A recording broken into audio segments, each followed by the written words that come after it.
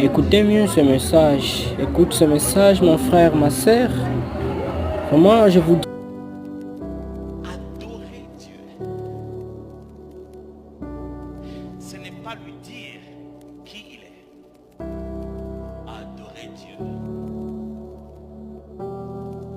c'est être tel qu'il est et lui renvoyer l'image de sa propre personne. J'aimerais répéter ça. Ce qui plaît à Dieu, adorer Dieu, ce n'est pas lui dire qui il est, c'est plutôt être ce qu'il est et lui renvoyer l'image de sa propre personne. Dieu ne veut pas un échange de mots et de paroles. Il ne veut pas juste qu'on fasse un discours. Il n'y a aucun mot, aucune phrase, aucune parole de la bouche de l'homme qui soit capable d'impressionner celui qui s'appelle du nom de la parole. Il n'y a pas de poésie à intimider Dieu. Vous ne l'aurez pas avec les mots.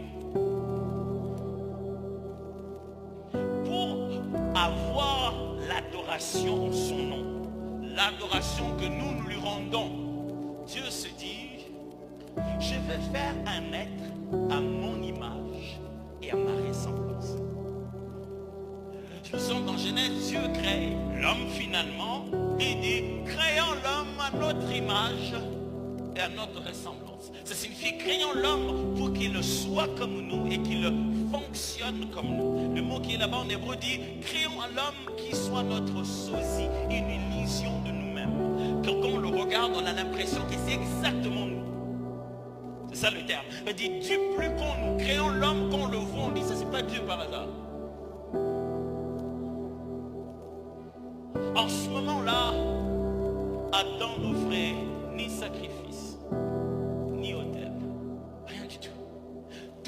Tout ce dont Dieu se plaisait, c'est que Adam soit Adam. En voyant Adam, Dieu a commencé à l'entraîner à la joie de son cœur. La joie de son cœur, c'était quoi, Dieu? De voir Adam être comme Dieu et fonctionner comme Dieu. Dieu appelle Adam et dit, Adam, viens bébé, je vais te montrer comment on est comme moi. Ici, toi, c'est toi le maître de tout. Tiens, moi j'ai donné le nom aux choses. J'ai dit le premier jour, le deuxième jour. Je vais appeler